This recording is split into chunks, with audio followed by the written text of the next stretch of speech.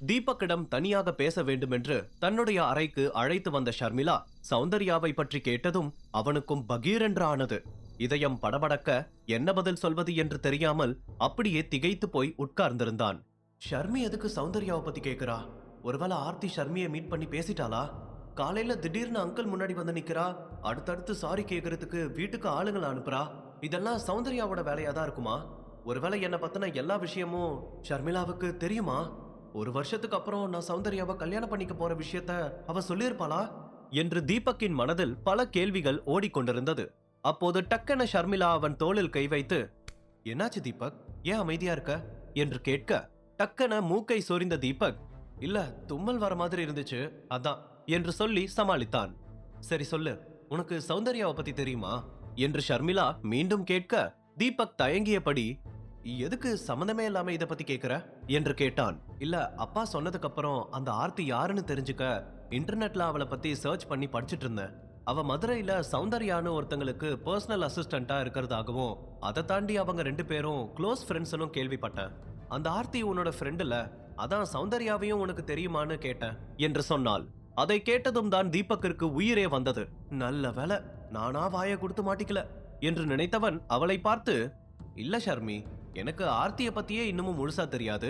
நான் அவங்க ஃபேமிலிக்கு ஹெல்ப் பண்ண ஒரு காரணத்துக்காக தான் அவங்க என்கிட்ட பேசுறாங்க. நானும் அவங்க கிட்ட அதுக்காக தான் பேசுறேன். ரொம்ப நாள் கழிச்சு இன்னைக்கு தான் ஆர்த்தியை நான் பார்த்தேன். அப்படி இருக்கும்போது அவங்க யார்கிட்ட வேலை செய்யறாங்கன்னு எனக்கு எப்படி தெரியும் என்று சொன்னான். உடனே ஷர்மி அவனை பார்த்து, இங்க பாரு தீபக், இந்த மாதிரி பெரிய ஆட்கள் கிட்ட இருந்து விலகியேறு.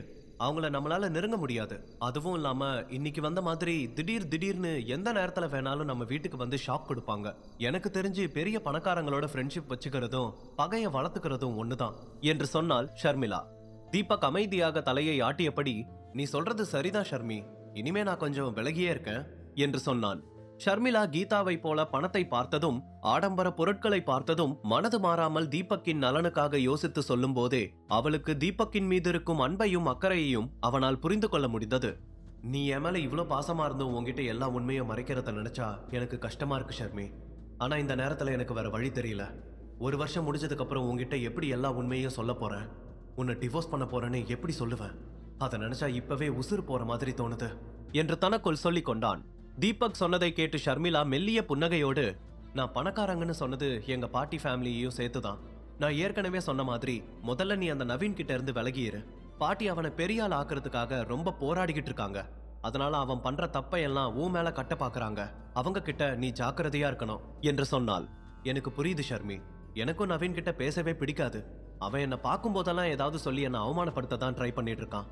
அந்த சமயத்துல அவனுக்கு பதில் சொல்லாம அவாய்ட் பண்ணிட்டு வர முடியல. இனிமே முடிஞ்ச வரைக்கும் அவங்கிட்ட இருந்து விலகியே இருக்க என்று சொன்னான் தீபக். சரி, எனக்கு தூக்கம் வருது, நான் தூங்குறேன். நாளைக்கு ஆபீஸ்ல நிறைய வேலை இருக்கு என்று சொன்ன ஷர்மி அப்படியே பெட்டில் சாய்ந்தாள். தீபக் மெல்லிய புன்னகையுடன் அவளை பார்த்து கொண்டு உட்கார்ந்திருந்தான். உடனே ஷர்மி அவனை பார்த்து, நீ என்னை இப்படியே பார்த்துட்டு உட்கார்ந்துட்டு இருந்தா எனக்கு தூக்கம் வராது. நீயும் போய் சீக்கிரம் தூங்கு, கதவை சாத்திக்கிட்டு புக்ஸ் படிச்சுக்கிட்டு தூங்காம இருக்காத என்று சொன்னாள். அதை கேட்டு தீபக் மெல்லிய புன்னகை செய்துவிட்டு, ரொம்ப தேங்க்ஸ் ஷர்மி, நீ என் மேல ரொம்ப அக்கறையா இருக்க. என்ன ரொம்ப நல்லா கவனிச்சுக்கிற. ரொம்ப வருஷத்துக்கு அப்புறம் என் மேல இப்படி ஒருத்தங்க அக்கறையா இருக்கிறத என்னால பார்க்க முடியுது என்று சொன்னான். அதை கேட்டதும் ஷர்மி எழுந்து உட்கார்ந்து தீபக்கின் கைகளை பிடித்துக்கொண்டு, தீபக், எனக்கு அப்பா அம்மாவை பத்தி கவலை நிறைய இருக்கு. நீ என்னோட ஹஸ்பண்ட், உன்னை பத்தின கவலையும் எனக்கு நிறைய இருக்கு. எதிர்காலத்துல உன்னோட நிலைமை என்ன? நீ எத்தனை நாளைக்கு இப்படியே என் அம்மா கிட்ட திட்டு வாங்கிட்டு இருக்க போறேன்னு நினைச்சு கவலைப்படுறேன். அவங்க உன்னை திட்டும் போது எனக்கு செம்மையா கோபம் வருது. ஆனா நான் அவங்கள கோபத்துல ஏதாவது சொல்லி அவங்க வீட்டை விட்டு கிளம்புறேன்னு டிராமா பண்ணுவாங்க. நான் என்ன பண்றது? அவங்களுக்கும் என்னை விட்டா வேற யாரும் இல்ல என்று கவலையுடன் சொன்னாள். அதை கேட்டதும் தீபக் அவள் கையை கொஞ்சம் இறுக்கி பிடித்துவிட்டு, எனக்கு புரியுது ஷர்மி, எனக்கு அவங்க மேல எந்த கோபமும் இல்ல. நீ அதை பத்தி எல்லாம் நினைச்சு ரொம்ப ஃபீல் பண்ணிட்டு இருக்காத, நிம்மதியா தூங்கு என்று சொல்லி அவளை படுக்க வைத்து அவளுக்கு பெட்ஷீட் போர்த்தி விட்டான்.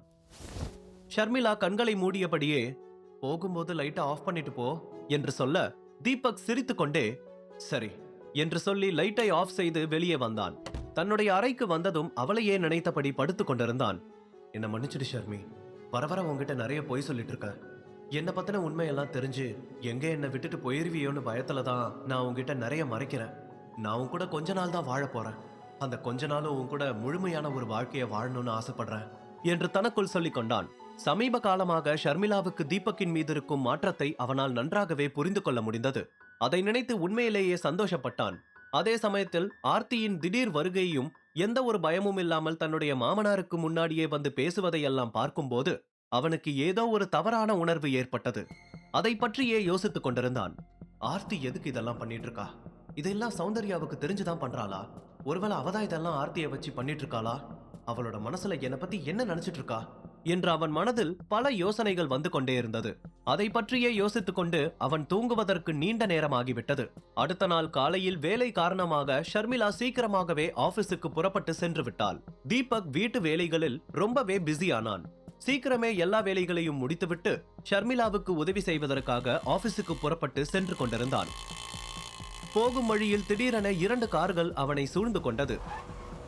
தீபக் அந்த கார்களை பார்த்ததும் ஒரு ஆழ்ந்த பெருமூச்சு விட்டபடி, புதுசா எவனோ வந்துட்டான், ஷபா இவங்களை வச்சுக்கிட்டு என்று சலித்து கொண்டே ஆட்டோவை விட்டு இறங்கினான்.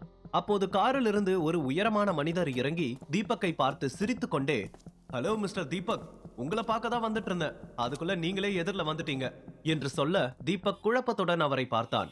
சாரி, நீங்க யாருன்னு எனக்கு தெரியல என்று தீபக் சொல்ல, எஸ், உங்களுக்கு என்ன தெரியாது, ஆனா எனக்கு உங்களை பத்தி நல்லா தெரியும். என்னோட பேரு உதயகுமார். மிஸ்டர் வேணுகோபால் தான் உங்களை பார்க்க என்ன அனுப்புனாரு என்று சொன்னவர் தான் வந்த விஷயத்தை பத்தி தீபக்கிடம் சொன்னார். அதை கேட்ட தீபக் கொஞ்சம் யோசித்துக் கொண்டே, ஆனா நான் இப்போ வேற முக்கியமான வேலையா போயிட்டு இருக்கேன், உங்க கூட என்னால வர முடியாது என்று சொன்னான். இல்ல மிஸ்டர் தீபக், இப்ப நீங்க எங்களுக்கு தேவை, நீங்க இல்லாம என்னால போகவே முடியாது, நிலைமைய புரிஞ்சுக்கோங்க ப்ளீஸ் என்று கெஞ்சும் தோணியில் சொன்னார் உதயகுமார். உடனே தீபக் பின்னால் திரும்பி பார்த்தான். அவனுடைய வீட்டிலிருந்து சில மீட்டர் தூரம் வரைக்கும் தான் வந்திருந்தான். மீண்டும் இவர்கள் கீதாவின் கண்களில் பட்டால் தனக்கு தான் பிரச்சனை என்று நினைத்தவன், நான் சொல்றத கொஞ்சம் புரிஞ்சுக்க ட்ரை பண்ணுங்க, என்னால இப்ப எங்கேயும் வர முடியாது, எனக்கு நிறைய வேலை இருக்கு என்று சொல்லி ஆட்டோவில் ஏற முயற்சித்தான். அப்போது உதயகுமார் அவனை தடுத்து, மிஸ்டர் தீபக், நான் உங்களை கூட்டிட்டு போக வந்திருக்கேன், நீங்க இல்லாம என்னால போக முடியாது, உங்களுக்கு புரியுதா என்று கவலையாக கேட்டார். தீபக் அவரை மேலும் கீழும் பார்த்துவிட்டு, உங்களுக்கு ஒரு தடவை சொன்னா புரியாதா? உங்களோட வேலையை விடவும் எனக்கு முக்கியமான வேற ஒரு வேலை இருக்கு, அதனால என்ன டிஸ்டர்ப் பண்றதை விட்டுட்டு ஒழுங்கா கிளம்புங்க என்று சொல்லி ஆட்டோவில் ஏற முயற்சித்தான். அப்போது உதயகுமார் கோபமாக தன்னுடைய ஆட்களை பார்த்து சைகை செய்ய அவர்கள் கையில் துப்பாக்கியுடன் வந்து தீபக்கை பிடித்து இழுத்து நிற்க வைத்தார்கள். 2 பேரின் துப்பாக்கிகளும் தீபக்கின் தலையை குறிவைத்திருந்தது. மிஸ்டர் வேணுகோபால் உங்களை கூட்டிட்டு வர சொன்னார்னா நீங்க வரணும், அவரோட வார்த்தையை என்னால அலட்சியப்படுத்த முடியாது, நீங்களா வந்து கார்ல உட்காந்துட்டா உங்க மரியாதையை கெடுக்காம நான் பாத்துக்குவேன் என்று உதயகுமார் மிரட்டும் தோணியில் சொன்னார். அதை கேட்டதும் தீபக்கிற்கு பயங்கரமான கோபம் வந்தது. தீபக் டக்கென அருகில் இருந்த ஒருவனை அடித்து கீழே தள்ளிவிட்டு இன்னொருவனின் கையில் இருந்த துப்பாக்கியை பிடுங்கி அவனுடைய தலையில் அடிக்க அவன் ஒரே அடியில் கீழே விழுந்தான். அடுத்த நொடியே தீபக்கின் கையில் இருந்த துப்பாக்கி உதயகுமாரை நோக்கி குறிவைத்து நின்றது. அதை பார்த்து உதயகுமாருக்கு வெடவெடத்து போனது. தீபக் அவர்கள் இருவரையும் சில நொடிகளிலேயே அடித்து தரையில் வீழ்த்தினான். உதயகுமார் என்ன செய்வதென்று தெரியாமல் அமைதியாக நின்று கொண்டிருக்க, இப்படியெல்லாம் மிரட்டினா நான் வந்துருவேன்னு உனக்கு யாரா சொன்னா என்று தீபக் கோபமாக கேட்க, அப்போது தூரத்திலிருந்து கீதாவின் குரல் கேட்டது. வெளியே சென்று கொண்டிருந்த காய்கறி தள்ளுவண்டியை நிறுத்தி காய்கறிகள் வாங்கி கொண்டிருந்தார். ஓ மை காட், இவங்க கண்ணுல நான் மாற்றத்துக்கு பதிலா இவனுங்க கிட்ட 4 அடி வாங்கிக்கலாம், ஏற்கனவே அவங்களுக்கு என்ன கண்ட ஆகாது, இதுல துப்பாக்கியோட அவங்க என்ன பார்த்தா அவ்வளவுதான் என்று தனக்குள் சொல்லிக் கொண்டவன் திரும்பி உதயகுமாரை பார்த்து, இங்க பாரு, நான் உன் கூட வரேன், இந்த பிரச்சனையை இதோட முடிச்சுக்கலாம் என்று சொன்னான். அதை கேட்டு சிரித்த உதயகுமார், அப்படி வா வழிக்கு, என்ன டக்குன்னு மிஸ்டர் வேணுகோபாலோட முகம் ஞாபகத்துக்கு வந்துட்டு போச்சா, உடனே பயத்துல நடுங்குற என்று சொன்னார். எல்லாம் என் நேரம், பேசு பேசு என்று மனதிற்குள் சொல்லிக் கொண்ட தீபக், போலாம் என்று சொன்னபடி நேராக சென்று அவர்களுடைய காரில் ஏறிக்கொண்டான். அந்த இடத்திலிருந்து வேணுகோபால் இருக்கும் வில்லா ரொம்ப தூரம் கிடையாது என்றாலும் போகும்போது தீபக்கின் மனதில் பல கேள்விகள் ஓடிக்கொண்டிருந்தது. சில நிமிடங்களில் கார் வில்லாவின் முன்னால் வந்து நின்றது. உடனே காருக்குள்ளிருந்து இறங்கிய ஆட்களும் வில்லாவின் காவலுக்கு நின்றிருந்த ஆட்கள் என்று எல்லோரும் தீபக்கை சூழ்ந்து கொண்டார்கள். அவன் கைகளை பிடித்து வலுக்கட்டாயமாக உள்ளே அழைத்துச் சென்றார்கள். உள்ளே சென்றதும் அங்கே எதையோ சாதித்ததை போன்ற சந்தோஷத்தில் சிரித்தபடி வேணுகோபாலின் மகன் வெங்கட் சேரில் உட்கார்ந்து கொண்டிருந்தான். நினைச்சேன் இது உன்னோட வேலையாதான் இருக்கும்னு என்று கடுப்பான தோணியில் சொன்னான் தீபக். மிஸ்டர் தீபக், நான் அவ்வளவு சீக்கிரமா ஒரு மனுஷனை மறக்க மாட்டேன். அன்னைக்கு அந்த மார்க்கெட்ல நான் வாங்கணும்னு நினைச்ச பொருளை நீ வாங்கிட்டு போனது மட்டும் இல்லாம என் அப்பாவை வச்சே என்ன அந்த இடத்துல கண்ட்ரோல் பண்ணிட்ட. அந்த அவமானம் இப்ப வரைக்கும் என் மனசை விட்டு போக மாட்டேங்குது. ஏன்னா நான் ஒன்னு மேல ஆசைப்பட்டா அதை அடைஞ்சே தீருவேன். என் லைஃப்ல நான் முதல் தடவையா உன்னை மிஸ் பண்ணேன்னா அது உன்னாலதான். அந்த வலி உனக்கு ஏதாவது ஒரு தண்டனையை கொடுக்காம போகாது. அதனாலதான் என்னோட அப்பா பேரை சொல்லி உன்னை இங்க தூக்கிட்டு வந்தேன் என்று சிரித்து கொண்டே சொன்னான் வெங்கட். இங்க பாரு வெங்கட், உனக்கும் எனக்கும் எந்த தனிப்பட்ட விரோதமும் இல்ல. அன்னைக்கு நடந்ததை நான் அப்பவே மறந்துட்டேன். நீயும் அதை மறந்துடுறது நல்லது. என்ன அமைதியா திருப்பி அனுப்பிடு என்று சொன்னான் தீபக். நீ அந்த நாளை மறந்திருக்கலாம், ஆனா எனக்கு ஞாபகம் இருக்கிறது அந்த ஒரு நாள் மட்டும்தான். அன்னைக்கு மட்டும் என் அப்பா அங்க வராம இருந்திருந்தா நீ காலியாகி இருந்திருப்ப. உன்னோட நல்ல நேரம் தப்பிச்சிட்ட, ஆனா இன்னைக்கு என்கிட்ட இருந்து தப்பிக்க முடியாது என்று சொல்லி தன் ஆட்களை பார்த்து சைகை செய்தான். அடுத்த நொடியே அவனுடைய ஆட்கள் தீபக்கை மண்டி போட்டு உட்கார வைத்து இறுக்கமாக பிடித்து கொண்டார்கள். வெங்கட் கையில் ஒரு துப்பாக்கியை எடுத்து லோட் செய்துவிட்டு அவனுக்கு முன்னால் வந்து நீட்டினான். வேண்டாம் வெங்கட், நீ ரொம்ப தப்பு பண்ற என்று தீபக் சொல்லிக் கொண்டிருக்கும் போதே வெங்கட் துப்பாக்கியை அவன் நெற்றியில் வைக்க, அப்போது பின்னால் இருந்து வெங்கட் என்று கோபமாக குரல் கேட்டது. உடனே எல்லோரும் டக்குன்னு திரும்பி பார்க்க அங்கே வேணுகோபால் கோபமாக நின்றிருந்தார். தீபக்கை மண்டி போட வைத்திருப்பதை பார்த்ததும் அதிர்ந்து போன வேணுகோபால், என்ன பண்ணிட்டு இருக்கீங்க, முதல்ல அவர் மேல இருந்து கையெடுங்க என்று கோபமாக மிரட்ட உடனே எல்லோரும் தீபக்கை விட்டு விலகினார்கள். அப்பா இவன் என்று சொல்லிக்கொண்டு வெங்கட் முன்னால் வர வேணுகோபால் அவனுடைய கன்னத்தில் பலார் என்று அறைந்தார். உடனே தீபக்கை பிடித்து மேலே தூக்கி நிற்க வைத்துவிட்டு, மிஸ்டர் தீபக், என் பையன் பண்ண தப்புக்கு நான் உங்ககிட்ட மன்னிப்பு கேட்டுக்கிறேன். அவனை நீங்க எதுவும் பண்ணிடாதீங்க. அவன் பண்ணின தப்புக்கு சத்தியமா நான் அவனுக்கு தண்டனை கொடுத்துடுறேன். இது ஒரு கெட்ட கனவா நினைச்சு மறந்துருங்க ப்ளீஸ் என்று கையை பிடித்து கொண்டு கெஞ்சினார். உடனே தீபக் அவரை பார்த்து, நிறைவேற்ற முடியாத சத்தியத்தை எல்லாம் பண்ணாதீங்க. வெங்கட்டை உங்களால காப்பாற்ற முடியாது என்று சொல்லிவிட்டு அந்த இடத்திலிருந்து வெளியே சென்றான். அதை பார்த்து எல்லோரும் அதிர்ச்சியாக அடுத்த நொடியே வெங்கட்டின் கண்கள் சொருகி அப்படியே பிணத்தை போல தரையில் விழுந்தான். அதை பார்த்து மொத்த கூட்டமும் திகைத்து போனது. உண்மையில் வெங்கட்டுக்கு என்ன ஆனது? தீபக் சொன்ன வார்த்தைக்கு பின்னால் இருக்கும் மர்மம் என்ன? முழு கதையையும் கேட்டு மகிழ பாக்கெட் FM ஏப்பை டவுன்லோட் செய்யுங்கள். லிங்க் டிஸ்கிரிப்ஷனில் கொடுக்கப்பட்டுள்ளது.